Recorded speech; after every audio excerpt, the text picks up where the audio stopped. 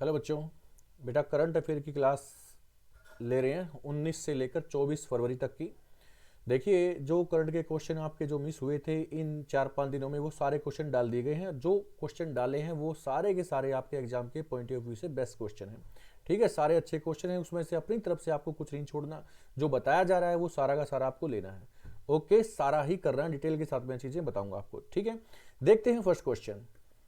हाल ही में भारत के नए चुनाव आयुक्त कौन बने हैं? Recently who has been appointed as the new chief election commissioner of India? तो राजीव कुमार, ज्ञानेश कुमार, अशोक कुमार या हरदीप सिंह? आंसर क्या है बेटा? इसमें आंसर दोगे आप लोग। देखो, अगर लाइव क्लास लेते हैं समय ज्यादा लगता है, आपसे मैं क्वेश्चन पूछता हूं। अगर ये रिकॉर्डिंग क्लास में डाल रहा हूं तो फटाफट से क्लास आपकी फिनिश हो जाएगी, क्योंकि बहुत सारे बच्चे बोलते हैं सर कई बार रिकॉर्डिंग क्लास भी डाल दिया करो, क्योंकि हमें उतना समय नहीं होता, तो हम नेक्स्ट डे या रात को हम देख सकते हैं ना। तो आज की क्लास में रिकॉर्ड करके दे रहा हूं बेटा आपको। देखिए यहाँ पर आंसर यहाँ पर क्या है, ज्ञानेश कुमार। ठीक है, ज्ञानेश कुमार। देखिए इसके बारे में, हाल ही में ज्ञानेश कुमार भारत के नए चुनाव आयुक्त बने हैं। ज्ञानेश कुमार पूर्व चुनाव आयुक्त का स्थान लेंगे। इससे पहले जो इलेक्शन कमिश्नर थे वो कौन थे? वो थे राजीव कुमार। ठीक है ना, कौन थे? राजीव कुमार। ज्ञानेश कुमार 26वें चुनाव आयुक्त बने बेटा। कौन से बने हैं? 26वें चुनाव आयुक्त बने हैं ज्ञानेश कुमार। इनके बारे में थोड़े से और क्वेश्चन देखिए। इलेक्शन कमिश्नर ऑफ इंडिया, भारतीय निर्वाचन आयोग, ये कब बना था? स्टैब्लिश्ड इन 25 जनवरी 1950। ठीक है, हेड ऑफिस कहां है? दिल्ली के अंदर है। कौन से अनुच्छेद में ये जो भारत का जो चुनाव आयुक्त है, इलेक्शन कमिश्नर जो है, ये कौन से आर्टिकल में दिए जाते हैं? तो 324 से 329 आर्टिकल इससे संबंधित होता है। भारत के पहले मुख्य चुनाव आयुक्त कौन थे? सुकुमार सेन थे। बात समझ में आ गई? भारत के पहले मुख्य चुनाव आयुक्त कौन थे बेटा? सुकुमार सेन थे। अच्छा, चुनाव आयुक्त एक तो मेन होता है, टोटल ये होते हैं 3। कितने होते हैं? टोटल 3 होते हैं। इनको कौन चुनता है? इनको चुनता है भारत का राष्ट्रपति। भारत का राष्ट्रपति इनको चुनता है। कितने साल के लिए? 6 वर्ष के लिए। कितने वर्ष के लिए चुने जाते हैं? 6 वर्ष के लिए चुने जाते हैं। कब तक काम कर सकते हैं? 65 वर्ष की आयु तक ये काम कर सकते हैं। ध्यान देना, 65 वर्ष की आयु तक ये काम कर सकते हैं। इनको क्या समय से पहले हटाया भी जा सकता है? बिल्कुल। अगर ये कानून का उल्लंघन करते पाए जाएं, किसी चीज में दोषी पाए जाएं, जैसे राष्ट्रपति को या फिर न्यायाधीश को हटाने की प्रक्रिया होती है जिसको महाभियोग बोलते हैं, इंपीचमेंट बोलते हैं, तो इंपीचमेंट के थ्रू या महाभियोग के थ्रू इनको इनके समय से पहले हटाया भी जा सकता है। 6 वर्ष के लिए चुना जाता है, 65 वर्ष की आयु तक काम करता है। इनमें से दोनों में से कोई भी चीज पहले हो जाए तो उसको हटना पड़ेगा। ठीक है, जैसे कि कोई व्यक्ति है, उसकी एज है 62 ईयर, तो वो जब, क्योंकि 3 साल में वो 65 साल का हो जाएगा, है ना, तो उसको हटना पड़ेगा। या फिर कोई व्यक्ति है 55 साल का, 55 ईयर्स का, है ना, तो वो 6 साल का आराम से काम कर सकता है, क्योंकि 61 ईयर उसको एज होगी। जब वो 6 साल उसके कंप्लीट हो जाएंगे तो उसके बाद हट जाएगा। इन दोनों में से कोई भी चीज पहले हो जाए तो पहले वो हट सकता है। ठीक है ना। ओके, तो ये चीजें आपको जरूर ध्यान रखनी है। 3 इसमें मेन होते हैं, एक इसमें हेड होता है। 1950 में इलेक्शन कमीशन की स्थापना कर दी गई थी। राष्ट्रपति इनको चुनता है, कार्यकाल 6 वर्ष का होता है। ठीक है, ये चीजें ध्यान रखना है बेटा आपको। बहुत बार ये भी पूछा जाता है कि जो ईवीएम होती है, इलेक्ट्रिक वोटिंग मशीन होती है, इसको सभी चुनावों में, आम चुनावों में, जितने भी लोकसभा चुनाव हैं जो भी हुए हैं, उनमें से मतलब कि पहली बार इसको यूज कब किया? दो बेटा मैं आपको बताऊं, 2004 में सभी आम चुनाव में इसको लागू कर दिया गया था, लेकिन फर्स्ट टाइम इसको एक बार लागू किया था 1982 में। ये भी ध्यान रखना है तुम्हें। ठीक है, तो ये क्वेश्चन मैंने तुम्हें सभी तरह के इलेक्शन कमीशन के बारे में क्वेश्चन बता दिए हैं, सिर्फ और सिर्फ 2 से 3 मिनट के अंदर। ठीक है, आगे बढ़ जाते हैं, अगला क्वेश्चन देख लेते हैं। हाल ही में केंद्र शासित प्रदेश दिल्ली का मुख्यमंत्री कौन बनेगा? सबको मालूम है। Recently who has become the CM of union territory of Delhi? तो बेटा ये बताओ,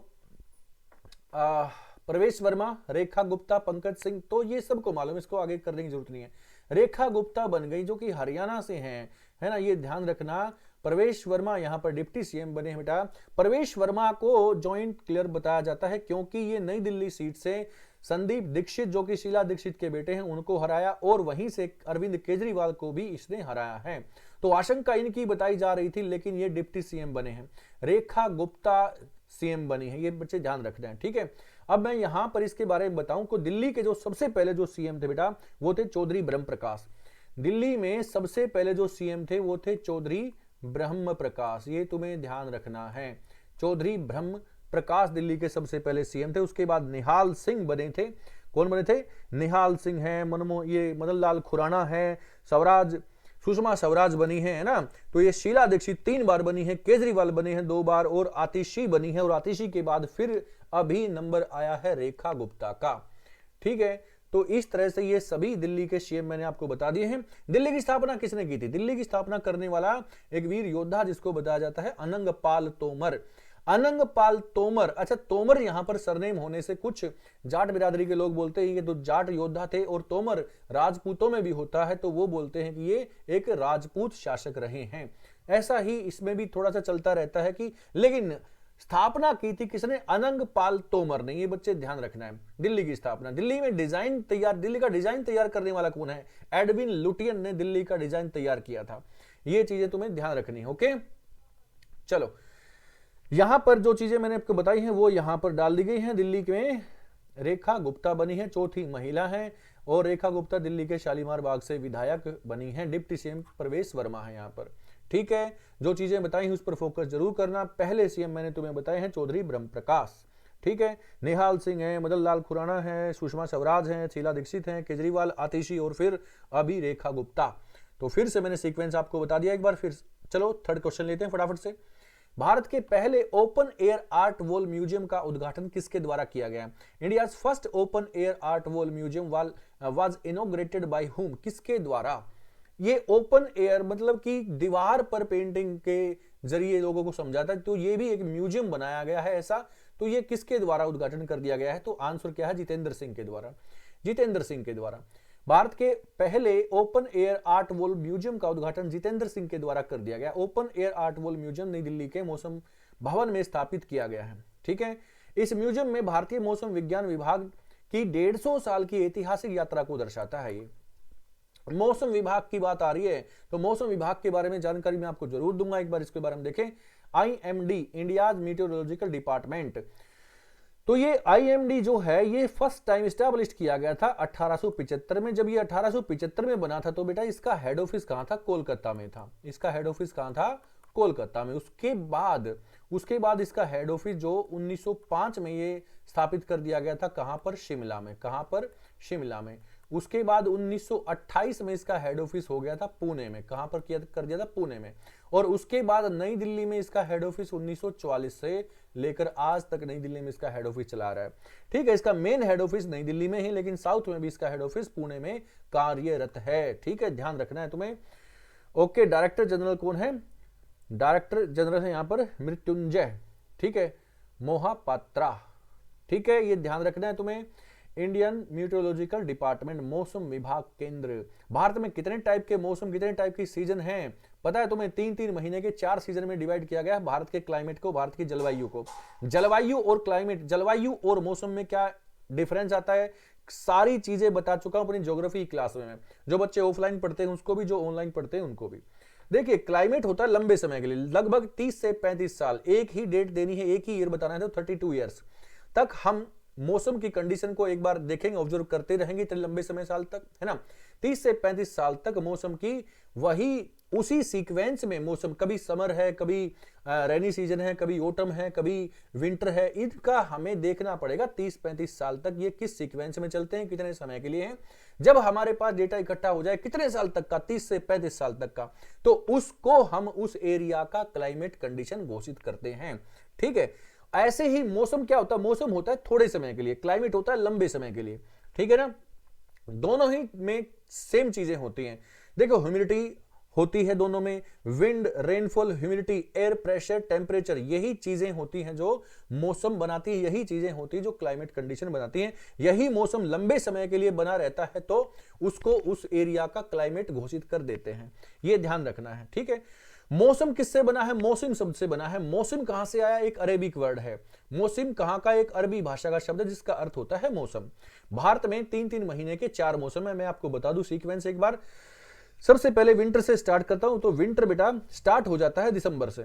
ठीक है, दिसंबर से विंटर स्टार्ट हो जाता है। आप इसको 16 दिसंबर से अगर स्टार्ट करो तो 16 दिसंबर से लेके ये चलता है दिसंबर टू जनवरी, जनवरी से फरवरी और फिर ये चलता है मार्च तक। ठीक है, 16 दिसंबर से 15 मार्च तक ये चलेगा। उसके बाद 16 मार्च से लेकर 15 जून तक चलेगा आपका क्या, समर सीजन, और 16 जून से लेकर 15 सितंबर तक चलेगा आपका रेनी सीजन, और 16 सितंबर से लेकर आपका 15 दिसंबर तक चलेगा ऑटम सीजन। ये तुम्हें ध्यान रखना है, ठीक है।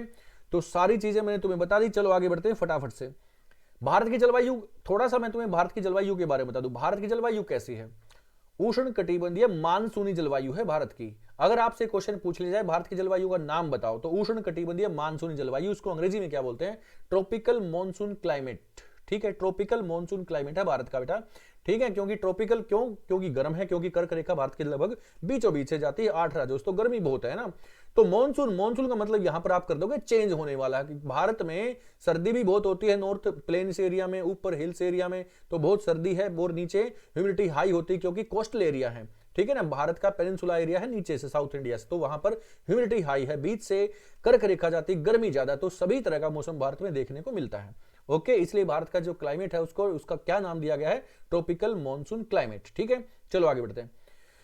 निम्नलिखित में से किस भारतीय महिला को टाइम्स मैगजीन की वुमेन्स ऑफ द ईयर 2025 में शामिल कर लिया गया। In the following which Indian women has been included in the Time magazine list of the year 2025? Droupadi Murmu, Nirmala Sitharaman, Purnima Devi Barman या आलिया भट्ट? तो बेटा आंसर है यहां पर डॉक्टर पूर्णिमा देवी बर्मन, इनको कर लिया गया है, ठीक है। देखो, पूर्णिमा देवी बर्मन को टाइम्स मैगजीन की वुमेन्स ऑफ द ईयर 2025 की सूची में शामिल किया गया है। वुमेन्स ऑफ द ईयर 2025 में दुनिया भर से 13 महिलाओं का नाम शामिल किया गया, ठीक है। पूर्णिमा देवी असम के वन्य जीव विज्ञानी, बेटा ये एक जीव विज्ञानी है। असम में हरगिला एक पक्षी है, हरगिला एक पक्षी है, यहां पर बर्ड्स है ये हरगिला, उसकी रक्षा के लिए ये कार्य कर रही है असम के अंदर। ये बेटा ध्यान रखना है तुम्हें, पूर्णिमा देवी असम के अंदर। असम के अंदर अब मैं थोड़ा सा बताऊं, असम के अंदर नेशनल पार्क कौन सा पता है तुम्हें? काजीरंगा नेशनल पार्क है, वहीं पर मानस नेशनल पार्क है, ये तुम्हें ध्यान रखना है। अब असम की बात चली तो असम का ओल्ड नेम क्या पता है? कामरूप इसका ओल्ड नाम है। यहाँ पर कामाख्या देवी टेम्पल है, अंबुबाची यहाँ पर फेयर फेस्टिवल यहाँ पर मनाया जाता है। यहाँ पर बिहू एक प्रकार का डांस है, फेस्टिवल है, बिहू है ना, माघ बिहू, काती बिहू, तो बिहू के भी कई टाइप यहाँ पर देखने को मिलते हैं। असम ही वो राज्य है जहां पर दुनिया का सबसे बड़ा नदी द्वीप है जिसका नाम है माजुली। दुनिया का सबसे छोटा नदी द्वीप भी यहीं पर है जिसका नाम है उमानंदा, ब्रह्मपुत्र नदी के अंदर। ओके, ध्यान रखोगे तुम ये, ठीक है। चले आगे बढ़ जाएं। हाल ही में अंतरराष्ट्रीय मातृभाषा दिवस मनाया गया। Recently when was international mother language day? तो बेटा मातृभाषा दिवस कब मनाया गया पता है तुम्हें? ये रहा 21 फरवरी।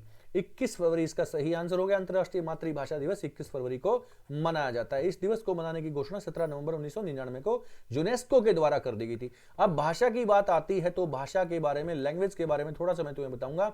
भारत के कौन से अनुच्छेद हैं जो भारत भाषा के बारे में बताते हैं? तो 343 से 351 आर्टिकल हमें भारत की भाषाओं के बारे में बताता है। शेड्यूल कौन सा है, वो पार्ट कौन सा शेड्यूल है, कौन सी अनुसूचियां हैं जो आपको बताते हैं? तो भारत में 8वीं अनुसूची जो है, 8वां जो शेड्यूल है, 8वां जो शेड्यूल है वो भारत की 22 भाषाओं का उल्लेख करता है। बेटा ध्यान रखना, भारत में जो संवैधानिक तौर पे कितनी भाषाएं हैं? 22 भाषाएं बताई गई हैं।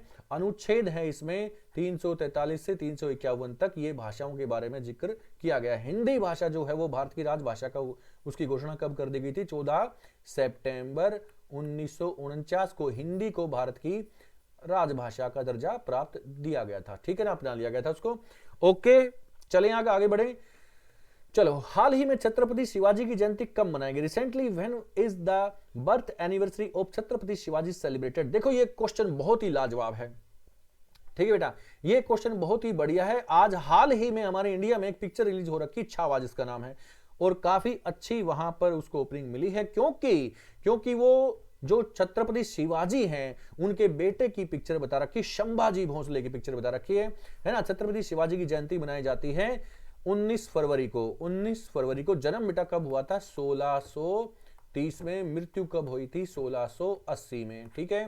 तो ये इनकी जयंती बताई जाती है। छत्रपति शिवाजी, छत्रपति शिवाजी के ही जो मंत्री हैं उनको बोला जाता है अष्ट प्रधान। बहुत इंपॉर्टेंट चीजें मैं आपको बताऊंगा, ध्यान रखना। अष्ट प्रधान, ये ध्यान रखना बेटा, अष्ट प्रधान। 8 मंत्री इसके अंदर होते हैं। कितने मंत्री होते हैं इसके अंदर? 8 मंत्री होते हैं।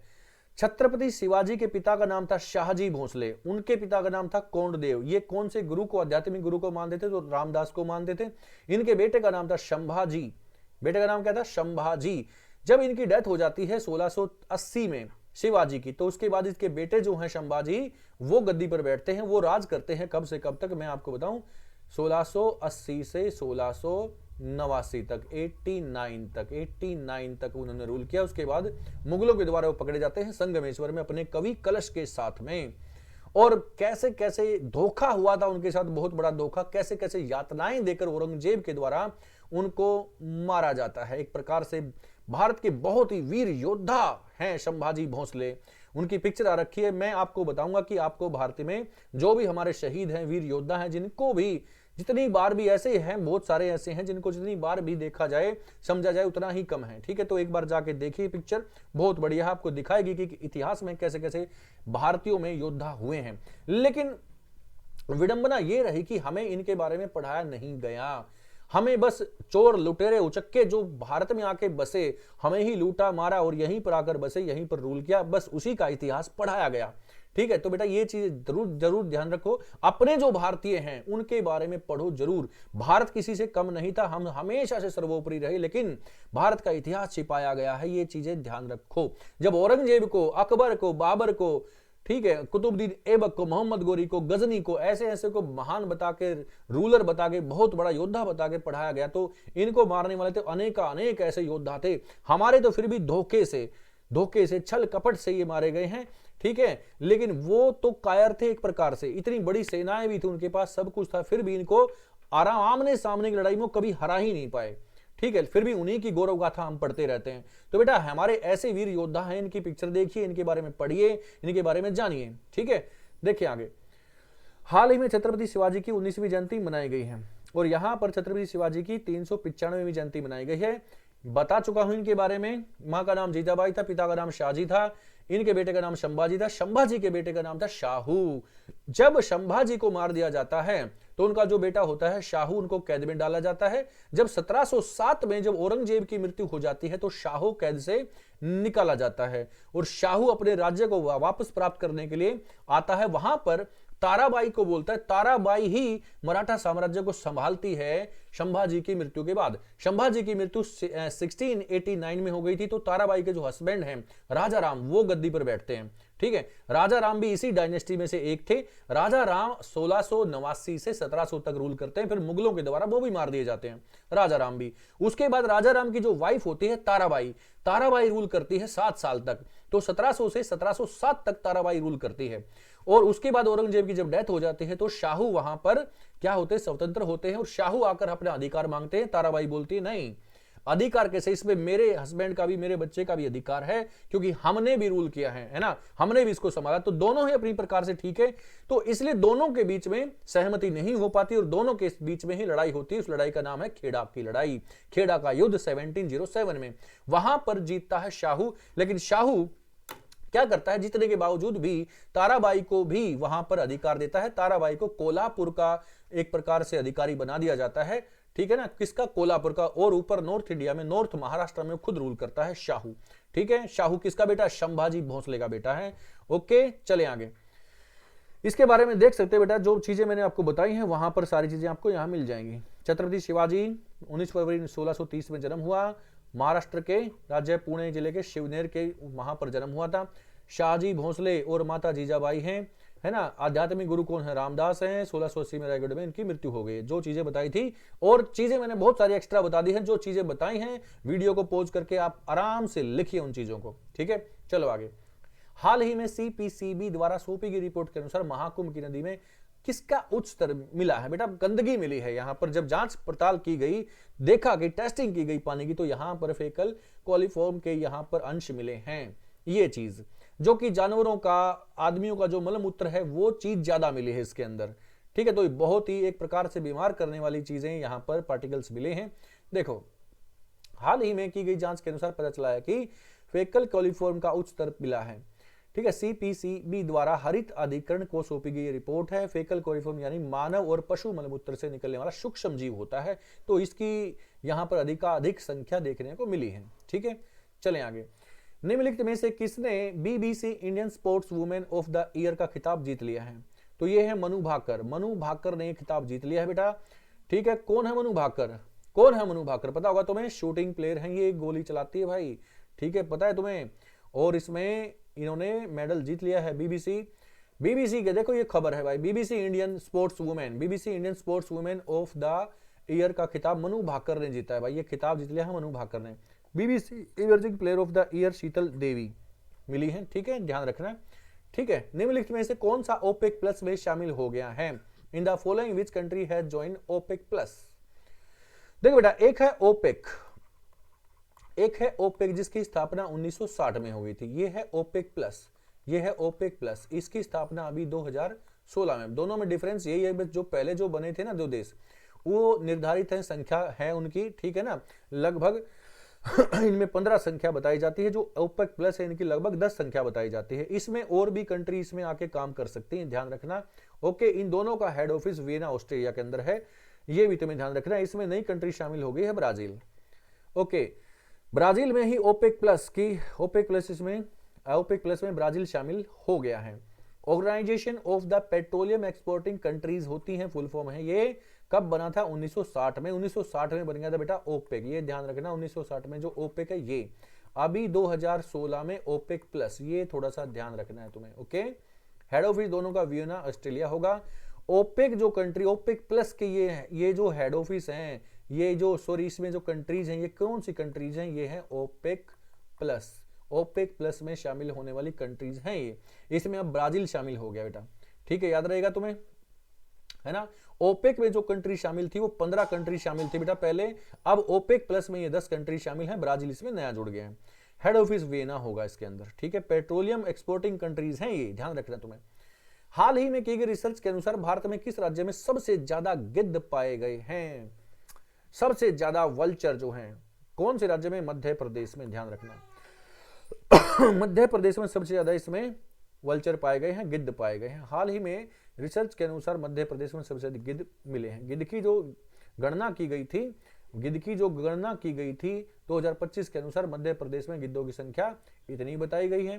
ठीक है, जबकि 2024 में गिद्धों की संख्या 10,845 थी। मध्य प्रदेश के पन्ना टाइगर रिजर्व में यहां पर सबसे अधिक गिद्ध बताए गए हैं। गिद्धों की संख्या भारत में लगातार कम होती जा रही है, क्योंकि गिद्धों की मौत का कारण उनकी किडनी को खराब बताया जा रहा है। उनकी किडनी खराब हो जाती है, जिससे गिद्धों की डेथ हो जाती है। क्यों भाई?